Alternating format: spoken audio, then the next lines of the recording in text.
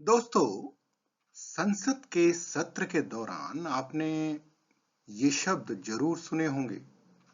Bill पेश हुआ, act पास हुआ, संसद में बिल पर बहस हुई।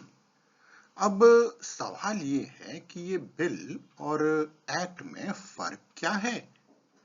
क्या दोनों एक ही हैं या बस नाम बदल गए हैं? आज इसे ही समझेंगे एकदम आसान और दिलचस्प तरीके से। चलिए सबसे पहले बात करते हैं बिल की। बिल यानी प्रस्तावित कानून, एक ऐसा आइडिया जो अभी सोचा गया है, लागू नहीं हुआ है। यानी बिल एक प्रपोजल है, एक ड्राफ्ट जो किसी विषय पर नया कानून बनाने या पुराने में बदलाव लाने के लिए लाया जाता है।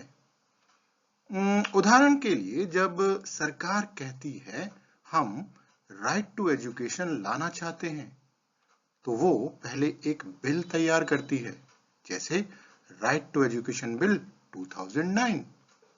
फिर ये बिल संसद के दोनों सदनों, लोकसभा और राज्यसभा में पेश होता है। वहां बहस होती है, संशोधन होता है और दोनों सदनों से मंजूरी के बाद अगर प्रेसिडेंट की स्वीकृति मिल जाए, तभी वो बिल बन जाता है एक्ट। अब समझते हैं एक्ट को।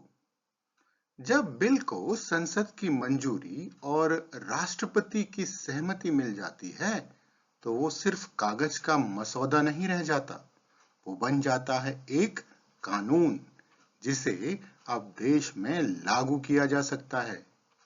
जैसे अब राइट टू एजुकेशन बिल 2009 बन गया है राइट टू एजुकेशन एक्ट 2009, और अब ये हर बच्चे को शिक्षा के अधिकार को कानूनी ताकत देता है। यानी बिल था विचार, एक्ट है वास्तविकता। बिल था खाका, एक्ट है मकान। तो दोस्तों, बिल कहता है मैं आ रहा हूं, एक्ट कहता है मैं आ गया हूं। बिल है कानून का ड्राफ्ट, एक्ट है कानून का असली चेहरा।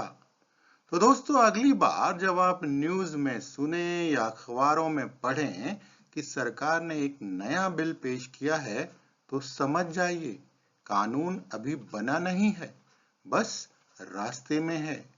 और अब जब सुने कि एक्ट लागू हुआ है, तो जान लीजिए अब वो कानून बन चुका है और अब आपको मानना पड़ेगा। तो दोस्तों, अगर आज का ये फर्क आपको साफ और आसान लगा है, तो कमेंट में जरूर लिखिए कि आपको फर्क बेहतर तरीके से समझ आ गया है।